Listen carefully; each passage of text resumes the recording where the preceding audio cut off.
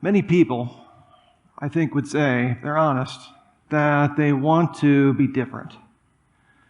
They look inside themselves, they see issues, they see problems. I don't even know if they would put this in moral terms per se, but they see dysfunction, addiction. I can't stop, I can't start, there's something wrong. And so this is the subject to which Peter is going to turn here in this part of the book, wanting to be different. How can we be different? We read in verse 13, "Therefore, prepare your minds for action." And remember, whenever we see the word therefore, you ask what it's there for. And of course, it is from the previous verses in context where Peter made this very clear. He said, you never have to doubt the love of God again. That was bought, sold, and paid for at the cross of Christ. We have a permanent clean slate, completely forgiven. I don't know if you've ever heard that before. The death of Christ was so potent and powerful that it paid for our past, present, and future sins. He says we have a place in heaven which is secure, that's never going away. God is just going to heap the rewards on us when we get there, and we can't even fathom what this is going to be like to experience. And so, what is the therefore? It's all of this. At this point, we need to ask ourselves, what is it that we need to do? And this is the subject to which he turns. He says, prepare your minds for action. This refers to the binding of long garments to facilitate work or walking. Now, back in the day, they didn't have skinny jeans and flannels and stuff. They had robes, skirts, both the men and the women. And so I think that would be actually kind of cool if we could get back into that. I could see that just being pretty relaxed. I could get into that, but we're not into that. So we don't know what this is like. So I brought about a picture here to kind of show what he's describing. Where to do some work, you couldn't be there in a dress. Picture the bride coming down the aisle. Usually they're really careful, very delicate to pick it up, to gird the dress to help her get down without stumbling, tripping over herself. And in the ancient world, when you went to go out to work or to fight or basically to do anything, you needed to tuck in and bring that back around and wrap it up and then tie it into a knot. And that was a way of showing I'm ready to fight. Or work, whatever. And so he's saying that we need to do this with our minds. To gird up your loins, as the old King James would put it. To put on the jock strap of your mind. Protected. He says, keep sober in spirit. Sober. This at least refers to drug and alcohol sobriety. That we don't want to get drunk, right? Nepho, this is the word. Nepho, nephantes, is the broader term used here. Otto Bauernfeind. Otto Bauernfeind. He just sounds more intelligent than me. Otto Bauernfeind says that this refers to the self-evident antithesis to all kinds of mental fuzziness. That's right on the money. To be nepho, to be sober of spirit, means that you are sharp, you're thinking, you're not fuzzy, you're not cloudy. Of course, this would apply to drunkenness in the sense that when you get drunk, you get really stupid. You start doing stupid things. Why did I do that? Well, I was drunk. I wasn't nepho. I wasn't sober. Well, Peter's saying here the same thing is true with regard to Christians, is that we need to get ourselves sharp, aware, not mentally fuzzy. We need to have, as we begin to change our lives to become different, according to the Bible, we need to have a change of mind. Change begins in the mind, is what we're seeing here. Most of us don't believe this. We don't. When we think about this, we think, if I want to change, I need to go out there. The first thing I need to do is go out there and do something. I need to show some moral effort, some kind of internal ethical reform. I need to get on some kind of a system. And the Bible is teaching here the very first thing, the very first imperative or command in this book is saying, start right here. The battle is right here, between my ears. To start thinking clearly, sharply. Most people, they just passively let the parade of thoughts just passively pass right through our minds. They're fleeting. And the thing is about human nature is that when I have a thought, I'm very inclined to believe me. And so when we hear a thought, whether it's self-generated, whether it's intrusive, we get that thought into our head and all of a sudden we start to feel like, oh, that must be true. And instead of questioning what we're thinking, is that even true? I'm feeling bitterness toward that person. I think that they're talking about me behind my back. I think that they're out to get me. I wonder what it is that they're even doing. I wonder if they're in my corner. And we get these thoughts popping into our brains, and then all of a sudden these start to foment and mutate, and we start to actually believe them. And then it becomes a state of belief where we think this is true. And as Paul puts it in 2 Corinthians chapter 10, he says we need to take these thoughts captive. Just think of that imagery, to go in there and war and to take a captive by force. This is the language of our own thoughts. That instead of just being a passive participant in the car, like I'm sitting in the back seat looking out the window, I'm putting myself in the driver's seat. And I'm taking control of what I'm thinking. In our culture, mental lethargy is the norm. Of course, it's true. It is true that people are into academics more now than ever. And we want degrees. Why? Because we want to become people that have really developed the life of the mind. People that are sharp, people that know about our world. Usually it's for some kind of a utilitarian purpose. That I'm getting a degree just so I can get a job so I can make lots of money. So it isn't the pursuit of knowledge or to become a balanced, sharp person. It's really just there because I'm trying to make something out of this. I'm trying to turn that degree into money. And people are mentally lethargic. They don't read. They don't read. If they read, it's something like a fictional book. It's something that's they're skimming. I love hearing people say, oh yeah, I did some research on this or that. Oh, you did? So you went through the journal articles and you did a summary of the abstracts of each article and you looked at the logical fallacies of each one, and then you went back and reread them, and then you compared the alternate side. And these were peer-reviewed, I'm assuming. Yeah, right. So you did all your own research. No, I was on YouTube for about 5 minutes, but I got this all figured out. Mentally lazy, and at the same time, we become stimulation junkies. Check this out here. Time spent on IT devices, IT devices, that's short for information technology. This would also include TV, mobile devices. We see from 2014 to 2021, the TV has declined. However, we're still watching 3 hours and 22 minutes per day of television. Shocking. At the same time, during the same period, mobile device use has shot up to 3 hours and 54 minutes. You know what that means? 4 hours. That's what that means.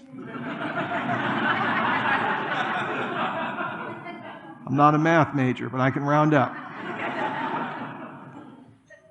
In total, this is 7 hours and 16 minutes per day, vegging out in a mental stupor with my mouth hanging open, with the drool coming down my chin, looking at a screen. Oh, cat, he can play piano. That's cool. And just completely zoned out.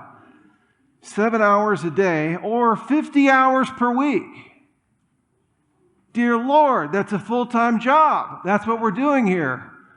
Or over 60 years, from age 18 until the average life expectancy 78, 9.5 million minutes, 159,000 hours, 6,630 days, or 18.1 years, uninterrupted, 24 hours a day, 7 days a week, 52 weeks a year, you get the point, for 18 years. So, that's not even realistic. You'd die, right, if you didn't sleep for 18 years. So if we were going to put in sleep, this would be 27 years of your life. You're losing your life. Minute by minute, hour by hour. What are you losing it on? What is it? Videos, scanning Facebook, pictures. Oh, you want to waste your life? Just sit there and just zone out in some kind of a mental stupor. What a waste of time.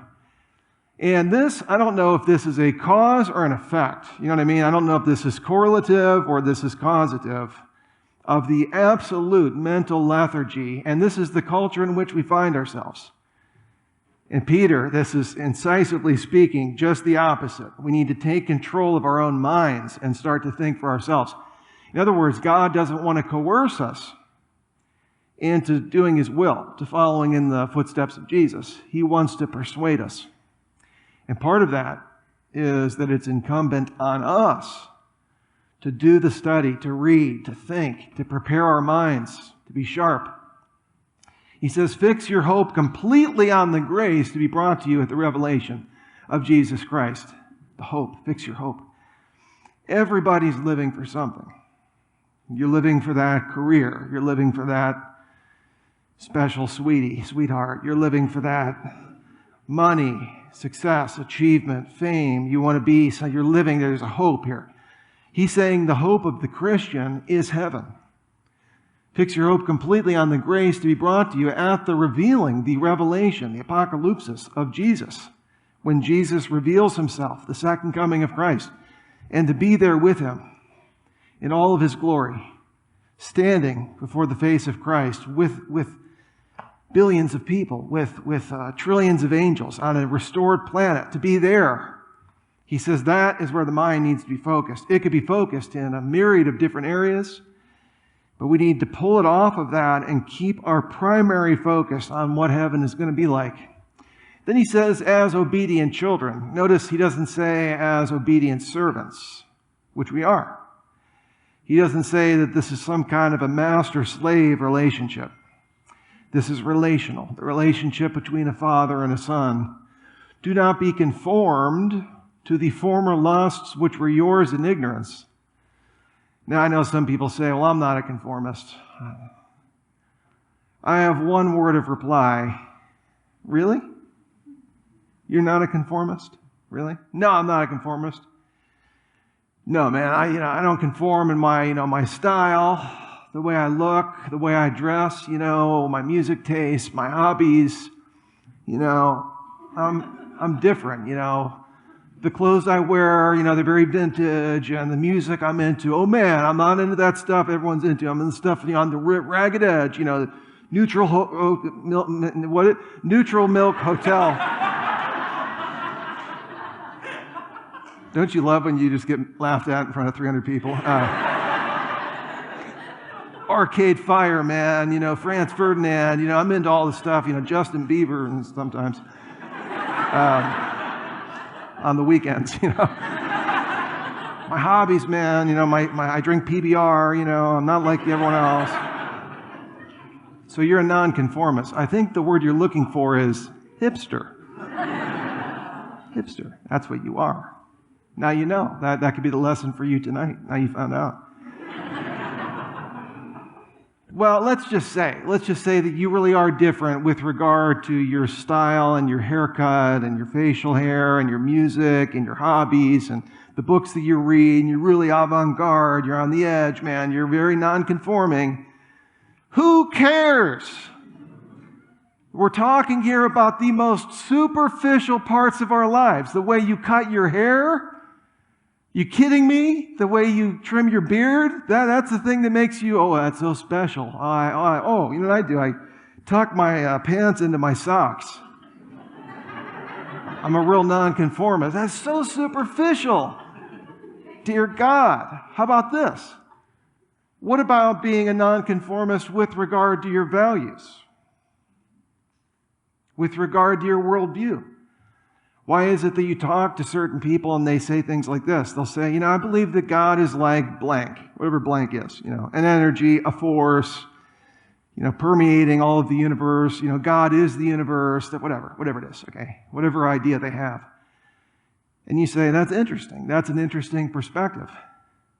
Why do you believe that? I don't know. Never thought about that. Why is it that all your friends in your social group all agree with the same thing? Why is it that like you hold certain values that you think are really important? All your friends hold those same exact values. Why is that? Why do you hold those values? Do you have any reason for holding those values? Now, I could feel them itching in their gut, saying, oh, wait a minute, you Christians are the same way. You guys are all at a Bible study because you hold the same values and you hold the same worldview. Okay, wait a minute. At the core, yeah, that's true. There is diversity on the peripheral issues in Christianity, for sure. But, at the core, you're right. Here's the difference. I'm up here saying that I know why I hold those views. I haven't just tacitly adopted these perspectives. I haven't just bought into groupthink and in some kind of, bovine herd, just following the butt of the cow in front of me. I'm just following the way. All truth is relative. Did you do a real serious study on epistemology and relativism? Is that what you did? Oh, you took the classes on that. No, I just think, all paths to the mountain are equally valid. On what basis? You can't just make assertions like that. Why do you believe that? And time again, we see people, they have no reason for adopting these views. No reasons. What might that imply? Conformity. That's why he says here to the former lust. See, the word lust here is epithumia. Epi is the prefix. That means on or over. And thumia, thumeo, means a desire. So literally, this is like an over-desire. Desires are good. You think of sensual experiences, drinking alcohol. Sexual experiences, that would be having sex. Money, achievement, living for something, wanting to be recognized, starting a family. These are all good things. The Bible's into all these things. Yes, it is.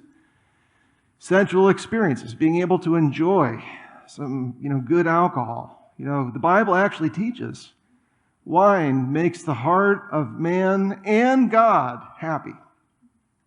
He's happy when we're happy. Sexual experiences. Who do you think invented sex? God. Why is it so, I was going to say orgasmic. I'm going to go with that. Why is it so orgasmic? It's awesome. It's wonderful. And people are into this. Living for money. We're a big fan. Here's the problem. Do you see what he's saying here? By using this term epithumia, epithumeo. These are over desires. They're inordinate. It's not just that we're enjoying sensual experiences. It's that that's my whole life. When's the next drink? It's not enough to enjoy a drink. It's that I got to have 1, 2, 3, 10. It's not just that I can enjoy a healthy sex life in the way that God designed. It's I've got to go out on the hunt. I got to go out and hook up culture, looking for who it is I can hook up with. And all of a sudden we start to discover this is taking over our very lives. We have become addicted. Jesus was the one who said that sin itself is enslaving. Whoever sins is a slave to sin. John chapter 8. And so these become over desires where God made them to be good, but now we're treating them as God. We're treating them as ultimate. You might say, so we're conforming to these values. We're conforming to the thought forms behind this and the ideology. Really, we could say the cultural script that everyone believes. Everyone just thinks that's just perfectly normal. Everything we just described up there, to live for money, to, everything else. And so what's the alternative here? Well, Peter doesn't leave us in the dark. He says, but like the Holy One who called you, be holy yourselves in all of your behavior, because it is written, you shall be holy, for I am holy. Now, this is difficult because when we read that word holy, we don't even know what that means. We've heard that word tossed around so many different times. I bet if you ask 10 different people here, what does the word holy mean? You get 10 different answers. We don't know what it means. I'm a fan of when we translate the Bible from the original languages to actually use a word that we use, that we know. And holy is somewhat of an archaic term that we don't even know the content or the meaning. This word hagios, holy, it carries the meaning of being unique. For example, Moses said, who is like you, God? There's nobody like God. Nobody. omniscient, omnipotent, omnibenevolent, all-powerful, eternal, never-changing, immutable. Nobody like you. Who is like you? Do you see the connection? Who is like you? Majestic in holiness. That's Hebrew poetry. It's emphasizing. It's actually, it's called intensification. Who is like you? Majestic in holiness. To be holy is to be unique. So, if we were to give a good translation here, we could say words like distinct, different, separate, set apart. Like the unique one, like God is totally unique in all of his attributes. He says, I want you to be unique. I want you to be like me, like a father and a son, like obedient children. I want you to be like me in this world in which we live. What does it look like to be unique? See, this is where in our Christian culture today, with our fundamentalist friends, they've gone right off the rails on this. They are, self-righteous. That's what they think. In order to show that we're so different, we're so unique, it's not just that we need to be holy, it's that we need to be holier than thou. And we will go out of our way to reveal that to people, show it to them.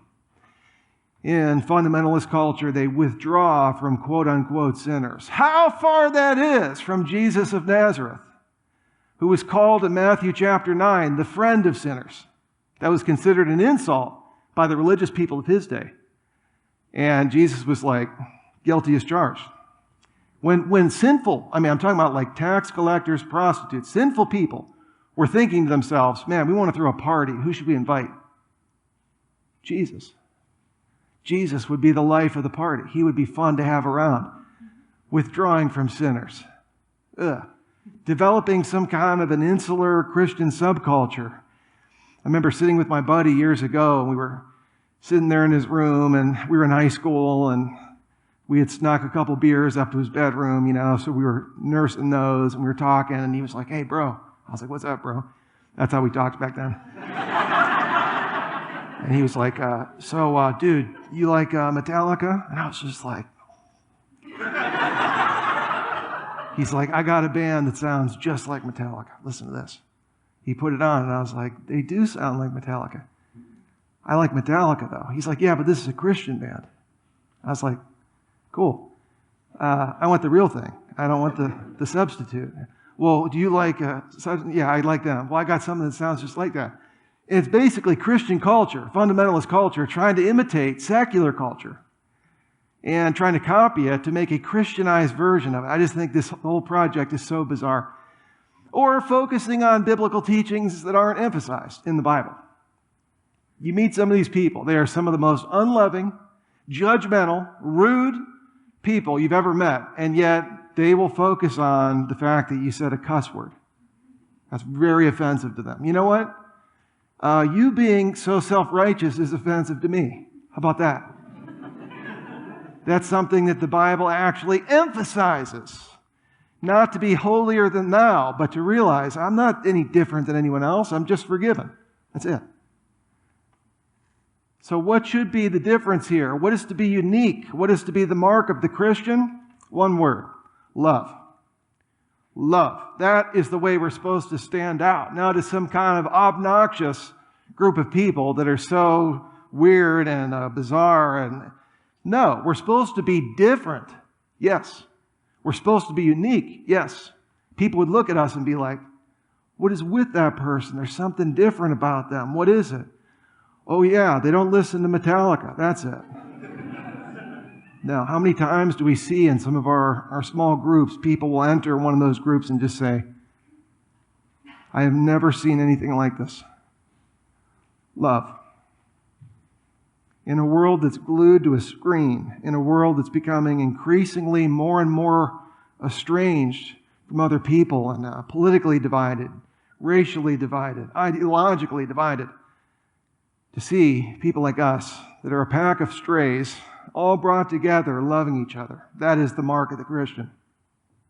Then he says, if you address his Father, the one who impartially judges, according to each one's work. So this would be the God at the end of our lives. Since we're forgiven, what's this judgment all about? It's to reward us. That's what the Bible teaches. 1 Corinthians 3, it says that one can actually pass through the fire. He himself will make it, but he will suffer great loss. So you could be forgiven, yet you wasted your entire life. You didn't build anything of any substantive value. So God is going to judge the Christian, but this is going to be a judgment of reward. Yeah, if you address the Father who impartially judges, conduct yourselves in fear during the time of your stay on earth. Now, for years, this really scared me, obviously, because it says, conduct yourselves with fear, the fear of the Lord. And it's also talking about judgment. So that bothered me too. I thought I had so many problems. I'm sure you can relate. You know what I mean? Like you look inside, the longer you serve God, the more problems you see. And to be fearful of God, I did feel kind of fearful. I got to be honest. I started to see more issues, more problems. It's quite scary to be standing before a God who can see everything right down into your soul. God is that scary. Is this saying that we're supposed to be afraid of God in the sense of like abject terror, terrified of God, scared of Him, let's say? Well, that Greek word, phobos, this can be translated as being scared. Yes, it can. This is the root from which we get the term phobia. However, it can also be translated astonishment, awe, or wonder, or respect. You know what would be a good word here? Respect, reverence. To stand there in front of God, knowing that at the end of your life, you're going to be looking with Him eye to eye, and He's going to be looking at every aspect of your life, going through that. And I'm looking forward to that future, realizing right now, I guess this means that God is watching. Oh, that gives a high level of respect, reverence, to know that everything I'm doing, God is paying attention to all that. I used to take this as a verse that scared me. Now, this is a verse that actually motivates me. How about that? Apathy, the alpha privative, A, not. Pathy, pathos, no passion. That's most people you see. How many people do you see that have a lot of passion in their lives? Not that many. Very dull, very dreary. Apathy could be the word that describes our age. Apathy just surges. When? When no one is paying attention to what you're doing. How long would you be working on the job if your boss never showed up? Oh, he was sick the other day and I worked real hard. Yeah, that was one day. I'm talking about day in, day out. You would continue just to be giving your heart to your job, doing all this work, or you'd be sitting there fiddling on your phone. No one's paying attention. Yeah, apathy increases when we're not being rewarded. What's the point of anything I'm doing? What if you got to the end of your life and it just didn't matter? Nothing you did mattered. And God's like, it's not that way at all. I'm here, I'm watching everything. I'm watching over everything. There's no goal. There's no mission toward which I'm moving. Why is it that we have our friends that we see and they're just so addicted? They're so dysfunctional. We see it in their lives. They see it. They're hurting, depressed. Anxiety has them turned up into a pretzel. What is that? Why is that? It's because life is so damn boring. That's why. Where am I headed? What's it mean? Why am I here? What's the point? No one's watching. No one cares. There's no evaluation. There's no reward. So what do? I just fill my days stimulating myself in whatever way I can because it's just so boring. Boredom. We think about that ancient myth of Sisyphus. Greek mythology was the story where they punished this figure Sisyphus and they made him roll this rock up the mountain. And then he would go to sleep and he'd wake up and then sure enough that rock would roll right back down. And then he'd get up the next day and he'd push it up. And then at the bottom, same thing. And the existentialist, atheistic philosophers picked up on this. They said, what is the meaning of life? There isn't one. You just try and exist. That's it. And you try and squeeze out a meaning. They picked up on this idea of Sisyphus, that really is an archetype, a picture, a prototype of life. What really is horrifying about this picture when you think about it? Is it the physical labor? No, that can't be it, because I've seen many people, they pay good money to go to a CrossFit gym, and they're, pushing tires over, and I don't know what they do there, but physical labor? No, that's not it. It actually feels kind of good to do a little bit of exercise. Is it the duration? Is it that the gods cursed Sisyphus to do this forever? I just watched The Sandlot last night with my kids, so sorry. No, I'm expecting to go to eternity with God. I can't wait for that. It's never going to be boring. Nothing like that.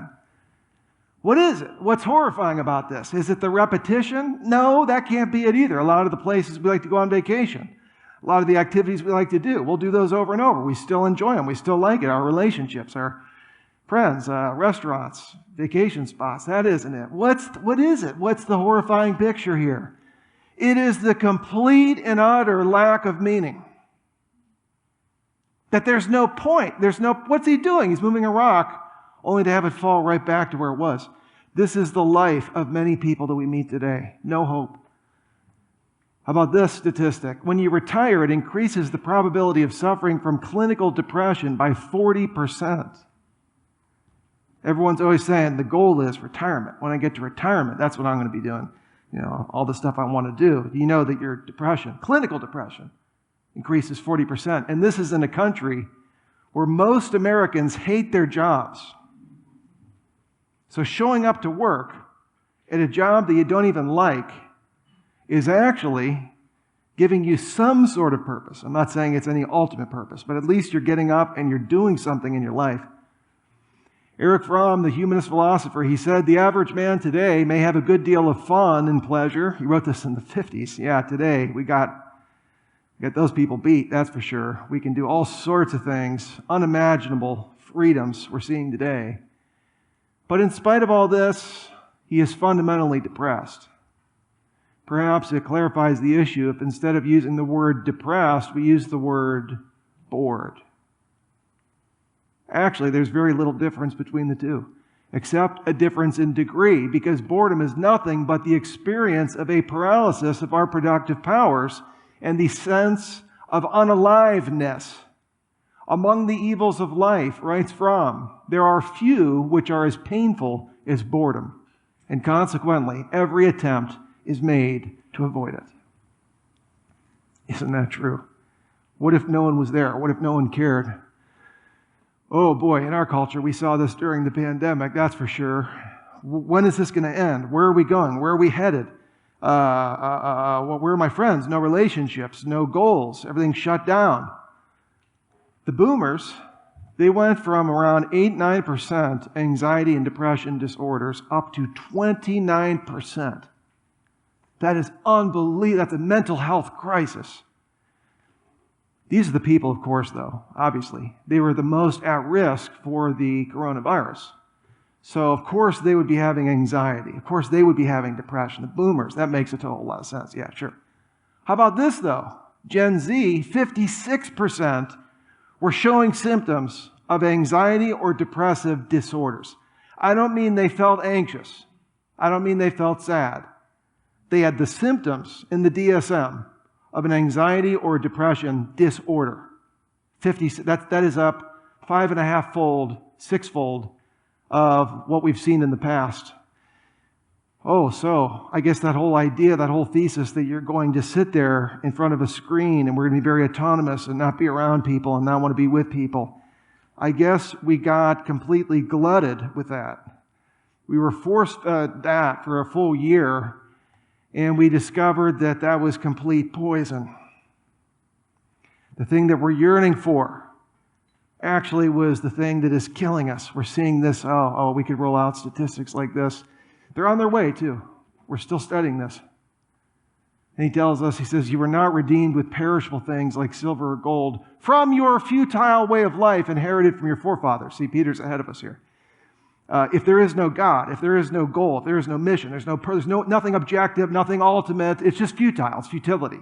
He says, that's what you were.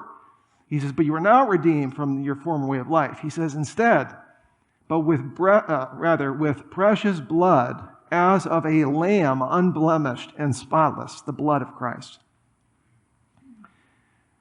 When God purchased your forgiveness, it wasn't with money. It was with His own blood. You know, it'd be one thing if I told you I love you. It'd be another thing if I showered you with gifts. That would show love too. God has done both. He's spoken that he loves us. He's given us good things to show that he loves us. Here he demonstrated his love. I was talking to one girl who said, when I was growing up, Dad was always away working 80, 90 hours a week. Mom, she was, working. I was raised by somebody. It wasn't even my mom or my dad. But then they would come home and they would, be pouring out all the gifts and the toys. And, Christmases were good. And, we did vacations. That was nice. I didn't want the toys, I didn't want the stuff. I wanted them. I wanted my mom. I wanted my dad. I didn't want their presents. I wanted their presence. I wanted them to be around. And this is what we're seeing here. I don't know what you've heard about Christianity. God wants to come into your life and love you in a way you can't even imagine. This is unspeakable love. This is love we've never seen before. You've never encountered anything like this. And all we need to do, according to the Bible, is to trust in this, is to say, I believe in Jesus. I believe in what he did for me, and to accept that free gift of forgiveness. And at that moment, you start to discover what Peter means here by the precious blood of Christ. He says this, for he was foreknown before the foundation of the world, but has appeared in these last times for the sake of you. Through him you are believers in God, who raised him from the dead and gave him glory, so that your faith and hope are in God. Now what are we supposed to do? How's he end this? Since you have in obedience to the truth purified your souls for a sincere love of your brothers and sisters, fervently love one another from the heart. This is what ends this whole pericope here. Spiritual growth begins in the mind, but it doesn't end there. No, it does not.